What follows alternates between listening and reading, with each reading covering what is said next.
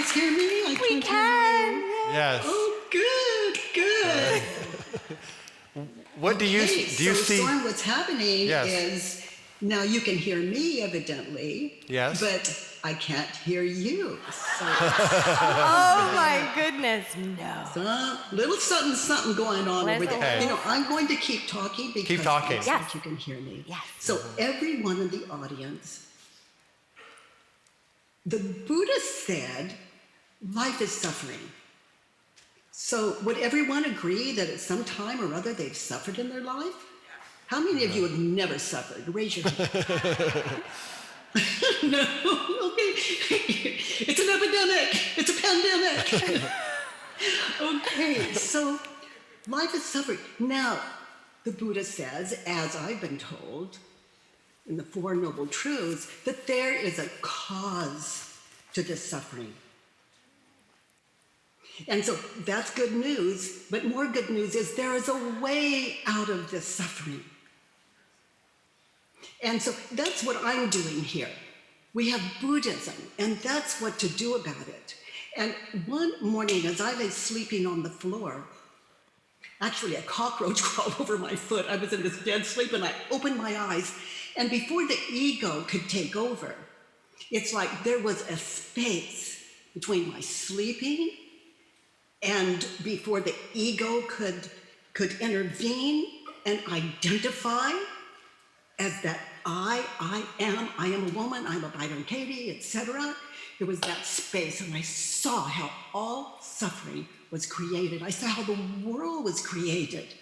So the cause of suffering, what I experienced for myself and I pass on, is what I was thinking and believing about you, about the world, about me. And so the work was born in that moment. So let's do the work. I invite all of you to look at your folders and look at the I complain about worksheet. Can you hear us? Or? Can you hear us? I can hear you now. Okay, Wonderful. Oh my gosh, we're in. We did Hi, it. Soren. Hi. Hi, Michelle. Hi, Kate. So did you want to chat a bit? No, let's go with this. Let's go with this. right. The I Complain worksheet has gotten a lot of enthusiasm here. It is, the cause of all suffering. Yeah. And so all of you following this, we're going to walk through the end of suffering. How do you end the suffering in your life? Great. So look here, I complain about, and spontaneously let your ego speak up. The ego is not an enemy. Love is the power, and if I can't love my mind, then my mind is never going to be at home in itself, in this identity. So I complain about it. Just open your mind, let your ego speak, let it be silly, let it be immature. Just think of someone in your life. Doesn't matter whether you were 5 years old or 80, someone in your life that you have a complaint about. I complained about my mother because she never understood me. I complained about Stephen, my husband, because. So let your ego just empty itself, one after the other, onto paper. All war with the self belongs on paper.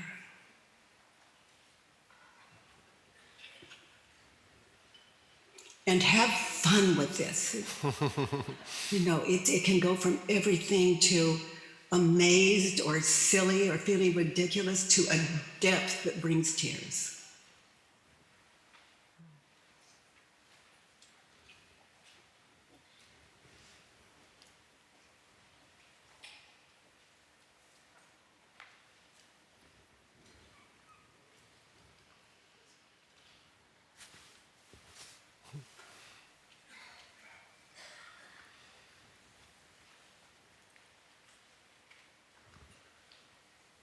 Just allow your ego to show you what to write.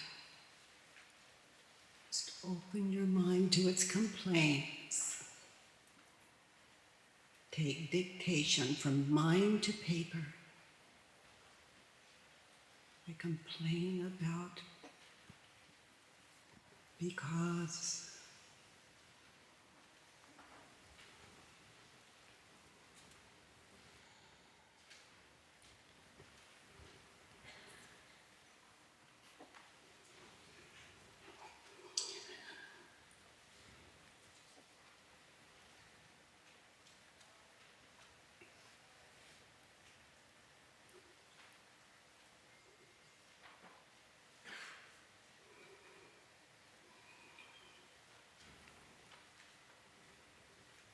How many of you found this exercise to be a little difficult for you? Would you raise your hands? There's a handful of hands going up. Yeah, it's oh boy, you know, the ego, it doesn't want to be discovered. It's a false self, a false identity, and it's you know, it doesn't let go easily. For some of us, it takes a very open mind to do this work.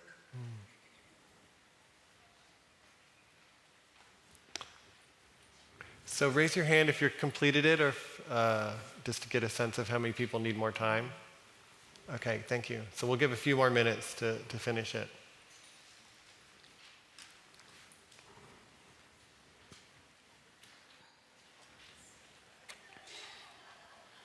In the meantime, Michelle, do you have a complaint? Soren, do you have a complaint?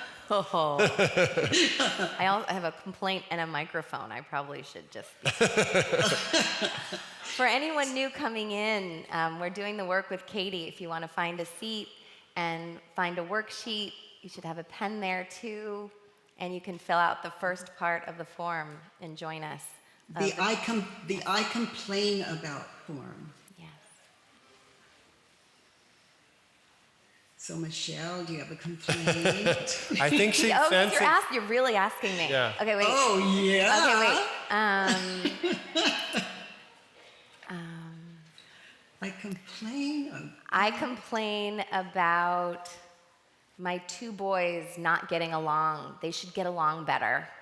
Okay, they should get along better. I mean, they're your kids, for crying out loud. You'd Yes, think they would. They should. I know. I mean, you of all people. Wrong. Yeah. Okay, so those of you that are just coming into the room, this exercise will wait for you the rest of your lives, the I complain. But you'll be doing that exercise almost with every thought you think in one way or another. And that brings discontent to your life when you attach to it, when you believe it. So the way to break the spell, the way to get in touch with your true nature is to question what you believe. So Michelle, let's look at those 4 questions and turnarounds as we move to inquiry. So your boys should get along. And all of you look at the 4 questions on your notebook. They're also on the worksheets. There are only 4 questions, and then we flip it. We turn around to try it on. So your boys should get along better. What situation do you have in mind specifically when you have the thought? Even though there are many, just zoom in on one situation where they're not getting along. So we're having dinner at the dinner table and having conversation. And one of my boys, let's say Brody, my youngest, starts sharing something that happened at school. And Tyler will zip in some criticism of Brody, like that's stupid, or he shouldn't feel that way, or start teaching him about something, and immediately it shuts Brody down. And there they go. And it ruins dinner. Okay, so your boys should get along better. So look at that situation. All of you hold that situation in mind. Even though you've never sat around Michelle's table, you can still see it in your mind's eye. That's how the mind works. Even though you've never been to her home, you can see that situation. You've never met her sons, but you can see them in your mind's eye. So let's all meditate in this together. Get really still as we travel with Michelle. So witnessing that situation, Michelle, your boys should get along better. Is it true? Can you absolutely know that it's true that your boys should get along better in that situation? You always get me with the absolutely. Yeah, and drop the word absolutely, because I don't want it to mislead people that the answer should be no, because we're looking for each of us our own truth, and absolutely is not going to stop us. No tricks. Yes, Be they should get authentic. along better. Okay. Yes. So always remember, yes is equal to no. Those of you new to the work. So we're just looking for what's true for you. So your boys should get along better. Notice, witness in your mind's eye that situation, how you react, what happens when you believe the thought that they should get along better. And begin with your emotions.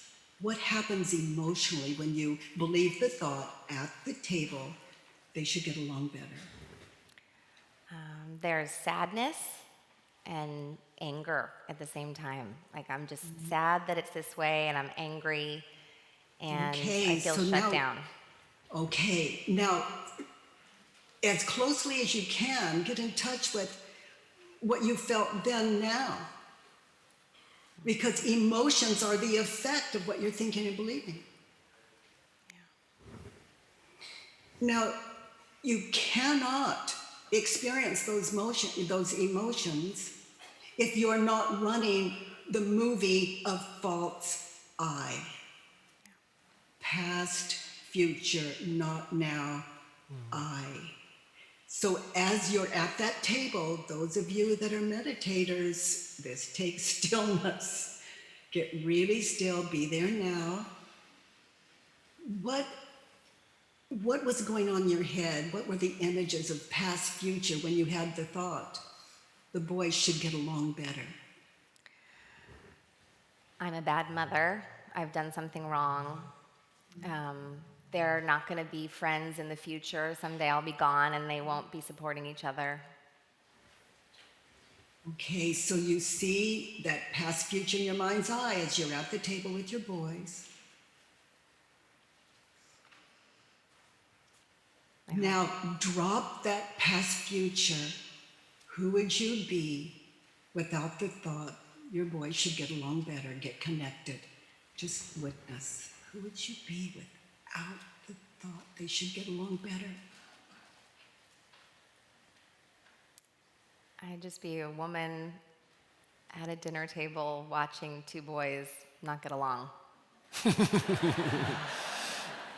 And how would you know they're not getting along if you didn't have the story of past, future? Become even more intimate. Look at them. This is where we begin to get in touch with compassion, presence, unconditional love. Really love. Take all the Post-its off of them. We slap Post-its on everyone. Who would we be without them? Just present. I'd be loving them fully even while they were doing whatever just they were doing. Die into it. And we learn to, this is the experience of non-judgmental, and it doesn't mean we're out of touch with the world, but it's just showing us the cause of suffering in our world. So the cause of suffering is what you were thinking and believing in that past, future, in your mind's eye. So tell me, Michelle, what was the cause of your suffering? Their discontent, or what you were believing about them? What was the cause of your suffering? Them not getting along better? Or what you were thinking and believing about your sons? What I was thinking and believing about them. Okay, this is so important. If I am angry at my children, I need to look to myself, because if I expect them to be the ones that bring me peace, I live as a codependent all the days and moments of my life, with or without people, alone in my own room. We blame other people as though they're the cause of our suffering. That is not taking responsibility for our own emotions and experience and mean-mindedness. And then we feel guilty. How do I react when I believe the thought my boys should get along better? I give them the look. And they know what that means. And it can be ever so slight. No, it can't.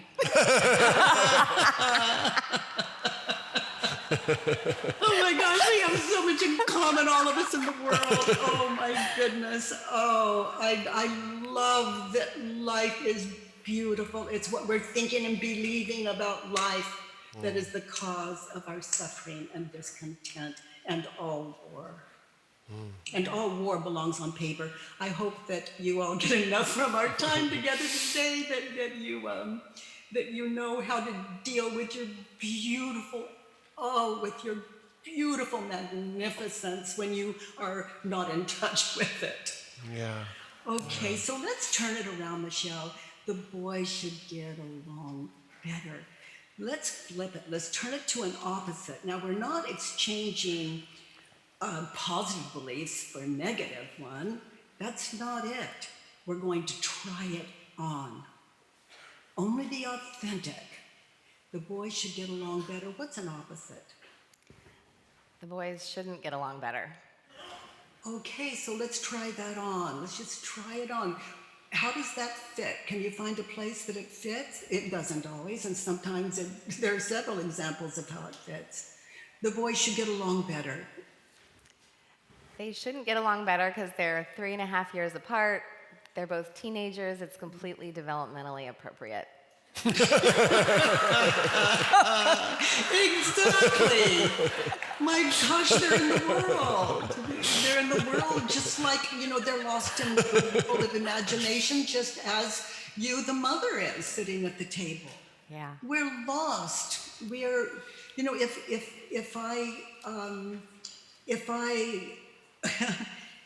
I'm looking at the past, I better be up for a little guilt and shame. And if I'm imagining the future, I'm in for a little fear and terror. So those emotions wake us up to, we are at the mercy of what we're thinking and believing, what we're attaching to.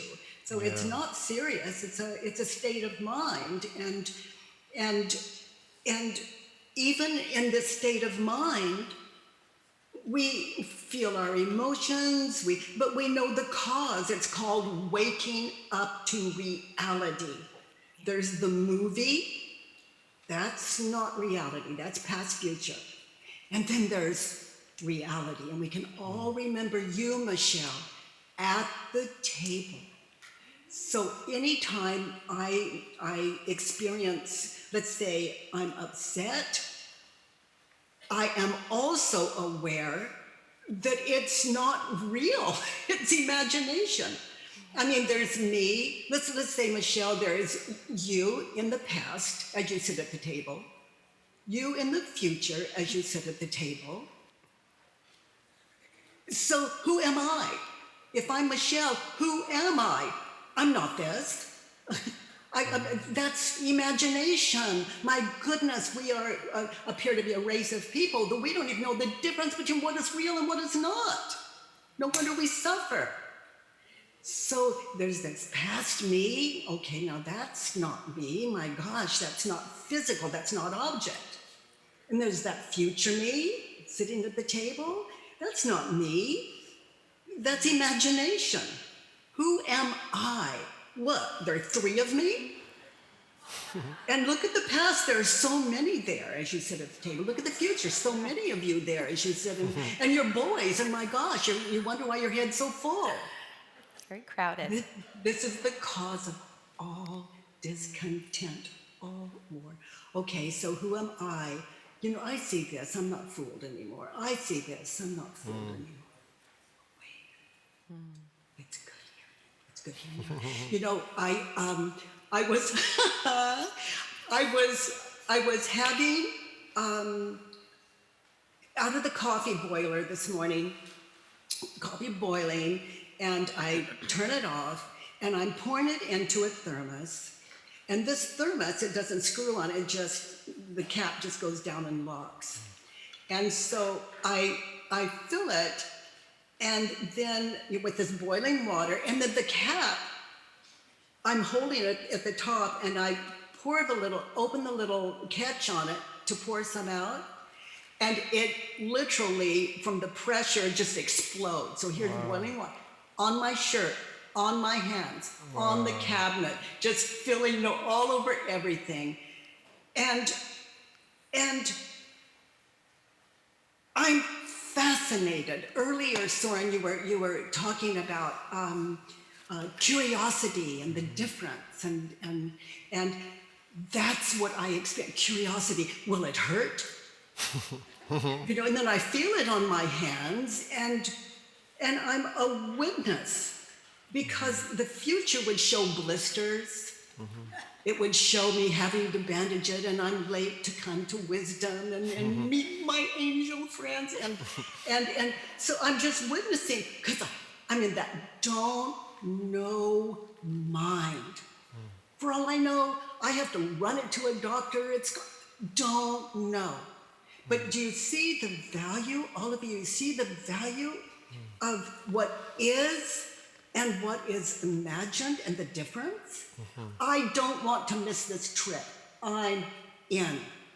And when you understand that mind, ego, is the cause of all suffering, you begin to wake up to reality. And this practice that we're sitting in today, you know, I'm doing a lot of words around it. I'm in a hurry. You know, I want my time with you to be as valuable as it can possibly be, because freedom is our birthright. And it's a beautiful thing. The freer you get, the kinder the world becomes, the less fear in the world that you're going to pass on. And all war belongs on paper. So can you see another turnaround, Michelle? The boys should get along better.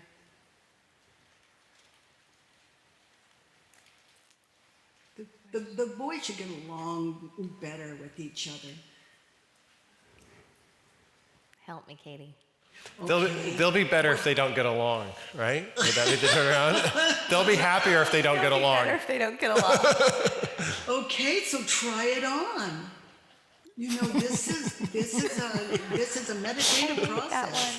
The boys would get along better if they don't get along. This is Earth School. This is their school. Yeah, and they are your push, and they are a push for each other. I've got it. And oh, good, because those people that push you, Michelle, Yes. they're pushing you to what you're here in Earth School for. Yes. Blessed be your apparent enemies in the moment. Yeah, the boys would be better if they don't get along, because, you know, I teach them all the time, our house is a school, right? Yes, it and is. when you Yes. argue and fight, you get to learn. So Yes. if they always got along, they'd never have that opportunity. They're learning that at home. Yes, and when you step into it, then you're another child. Yes. Not right or wrong, it's just three of you in the lesson now. But when That's for sure. But when you are more awake and as connected as we all witnessed you in that situation, then there are still three of you, let's say, but they are working it out, and you are not teaching more discontent. Yes. Wow. And then they, Michelle, begin to notice. Peace. There's nothing more exciting than peace. It has a terrible reputation. People think it's dull and boring, but there's just nothing more exciting than peace. Yeah. Okay, so the boys should get along better. The boys should not get along better. You did that one. I should get along better with the boys. I should get along better with the boys. And we're staying in that situation, even though that you can meditate in other areas, always come back to the table, that situation that you're questioning. I should get along better with the boys. Okay, now take another look at yourself. As you try that on, what do you see? I see a ugly face. Just kind of, my nose. Yeah, and just enough to Yeah. let them know there's something wrong with them and you, but not you. You're fine. No, I'm fine. Clearly. Yeah, so we teach out of what we're, out of our own limitation, and inquiry wakes us up to the cause of all suffering, which is simply what we're thinking and believing. So we're at the mercy of that false identification until we, where I'm at, is, as usual, Soren, we look to Michelle. All of us in the audience, we think of Michelle and our time together today. And if I can do it, you can do it. If Michelle can do it, we can do it. And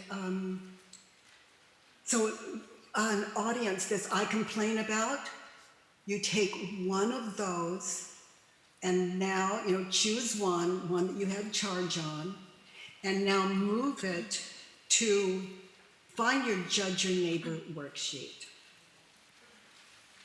How much time do we have, Soren? We have about 17 minutes left. Oh, good. So move. And you're coming back later too, but for this exercise, we have 17 minutes left. Good.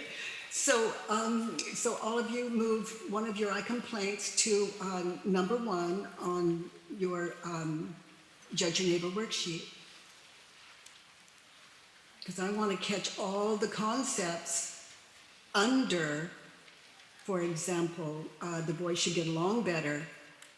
There are just a rich field of what holds the concept up as well, if you really want depth.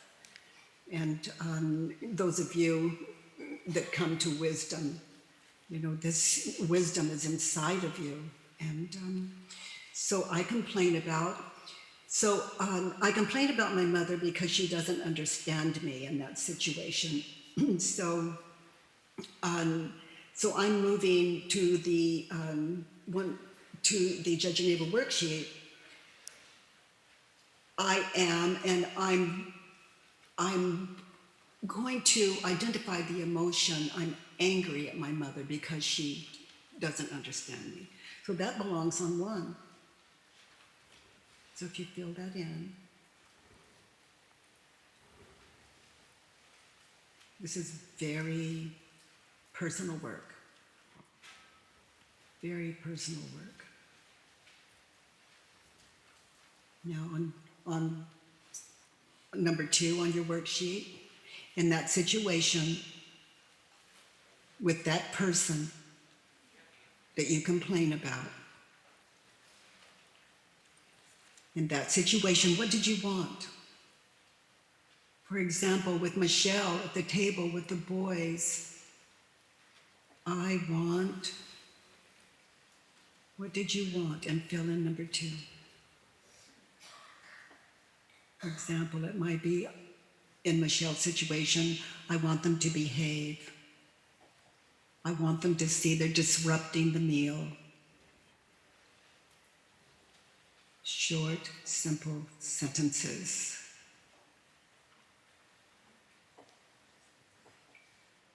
Meditating in that situation, that time and place.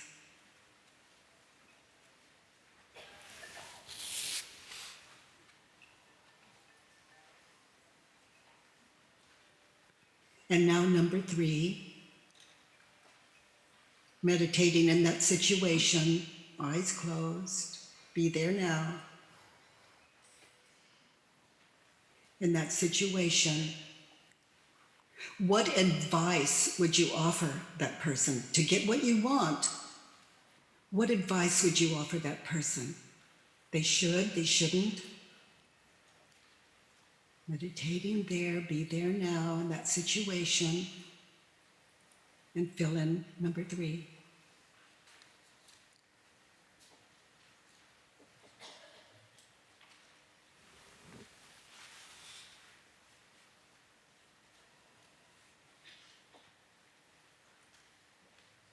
For example, in that situation with Michelle, and I've been there many times, I have 3 children, to get what I want. They should see the look on my face and stop. They should behave. They should care more. They should care more. They should take care of each other.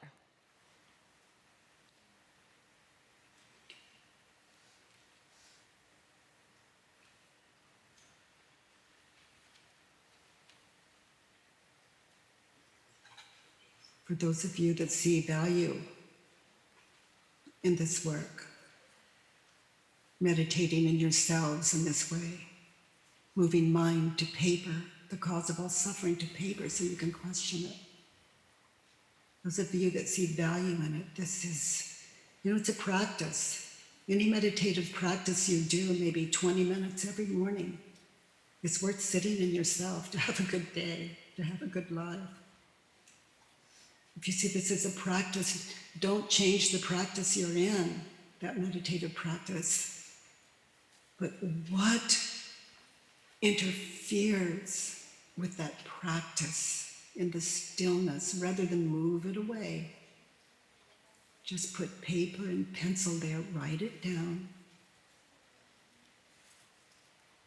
and let that become a part of your meditation, and then get still. And the answers to these questions will meet the question if the invitation is real.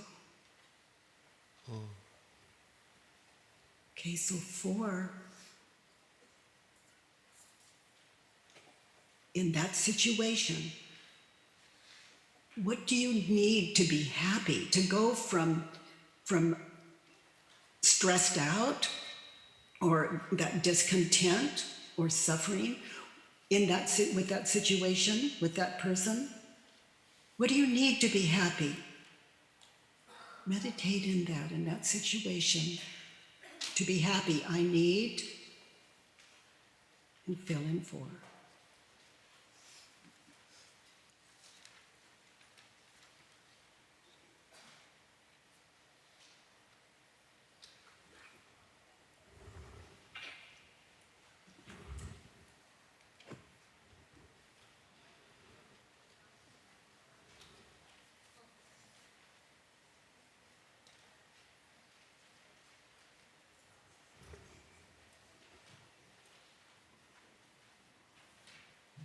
Meditating in that time and place. What do you need to be happy? What do you need from that person?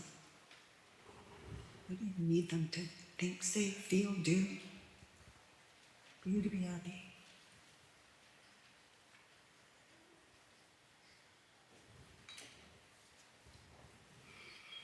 Okay, you dears, you dear dears.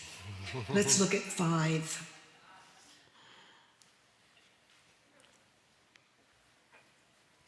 What were your thoughts about that person in that situation? And don't expect, if you are angry, upset, don't expect those thoughts to be even civil. And don't be shocked. We're emptying our own heads. Again, this is private work. In that situation, my sons are, in my situation, my mother is unkind, brutal,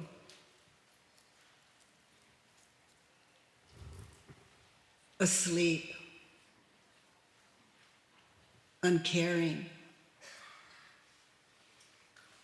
meditating in your situation with that person in that place. Fill in 5.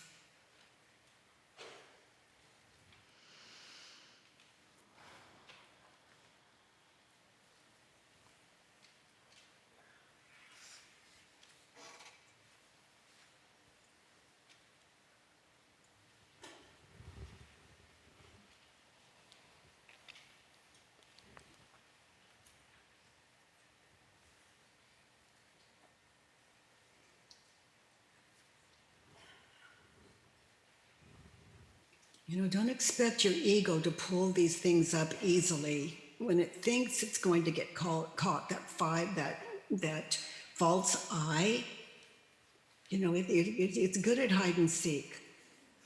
But once it comes to trust that there's no meanness, that there's no threat, it begins to trust that love is the power. It will offer itself up. And as you continue to do your work, the work of freedom, ego begins to find a home in itself. The mind is no longer separate from the mind, ego mind. Love itself, mind by nature. It begins to rest in this wisdom, and that's the end of separation. No war, the self with the self. So now 6. In that situation, with that person, in that time and place, be there now. What is it you never want to experience again with that person or that situation? And fill in 6. What is it about that situation or that person you never want to experience again? Get still, meditating there. And enter what the ego offers up, what your mind offers up. Fill in 6.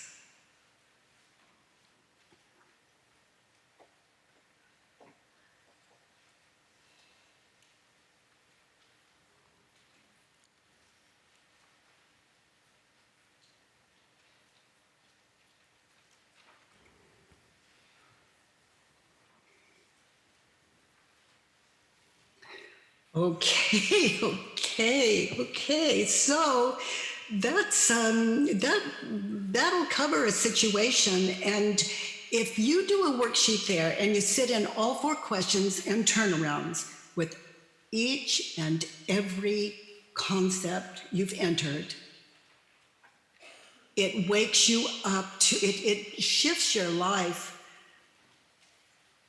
into a state of forgiveness. It's like when the water popped out and went all over my hand, arm, my clothes, the cabinet. What am I going to do? Get angry at water? Like, oh, darn, the water. It's not, you know. The water just does what it does, and I believe onto it until even water is my enemy. Hot water is my enemy, or I'm my enemy. I should have known better. The thermos is my enemy. I've got enemies all over the world, and nothing happened but the past. I mean, if being in the moment, I'm watching my hands, so fascinating. It's beyond the kettle that boiled the water. It is unto itself what it is, and it's fascinating. And life is like that. No enemy, no separation. Like Michelle at the table with her sons, connected. The teacher, the immovable teacher, living it out. No fake news. Only the authentic. So I love that you all find time to sit in yourself. Now, if you sit in your worksheet, one belief at a time with these 4 questions. Is it true? Can you absolutely know that it's true? How do you react when you believe the thought? Who'd you be without it? And then turn it around. You just sit in these one belief at a time from your worksheet. Your life will shift to a point that will amaze you. And also, you could look at that same worksheet again 2 days later, 3 days later. And it'll be, even though the words are the same, your consciousness, the enlightenment you gain from doing that worksheet the first time, it will take you much deeper the second time you go through it, or the third, because every time it's a different consciousness, a more awakened consciousness that you're dealing with. And that is so much fun, and I invite you all. So, Soren, how much time? So we just have 3 minutes and 50 seconds left. Okay. You're coming back later, though, too, so we can touch on other things later. As far as we know, that's my heart. So anything else you want to say?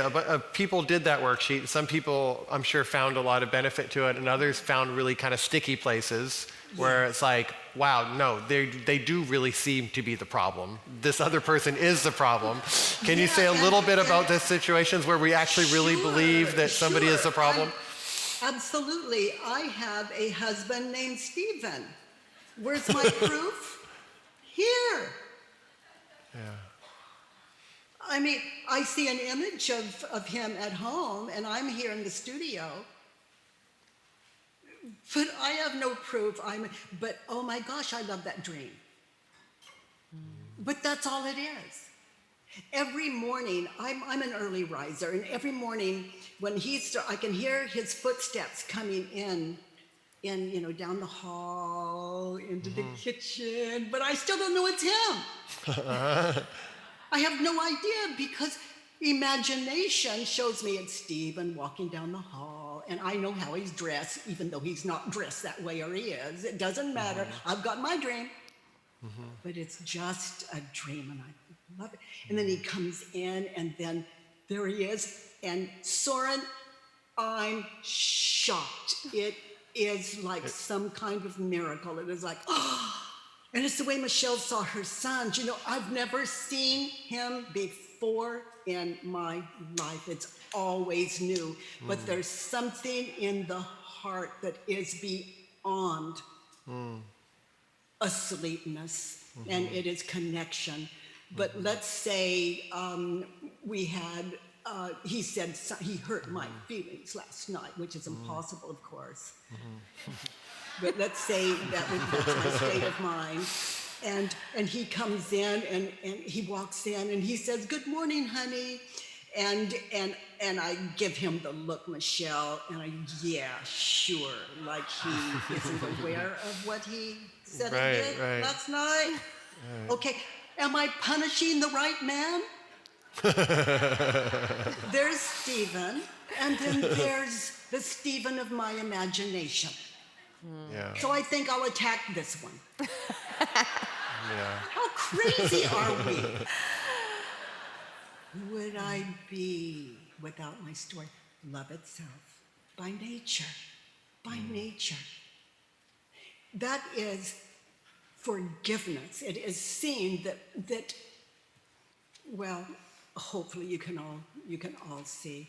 Who is it? No one's guilty in this world. You're not guilty. No one else is guilty. If someone's guilty in this world, I need to look to this. Now, I'm not saying that they didn't do what they did. This is Earth School. And I can talk in your language. And at the same time, I'm awake to the dream. And that's not because I'm some kind of special human being. That's not it. I'm not even a human being. This is all a dream. But I can tell you that as sick in the head as I was, agoraphobic, suicidal, no way out. I don't want anyone to ever have to suffer like that. And there is a way. And so, again, invitation, and the work is always free on byronkatie.com. It's Thank you. 100% free, available. And how we doing, Soren, on time? We're doing perfect. That was it. That was it. Perfect, Katie. Okay. Oh, thank you, Angel. Let's dance.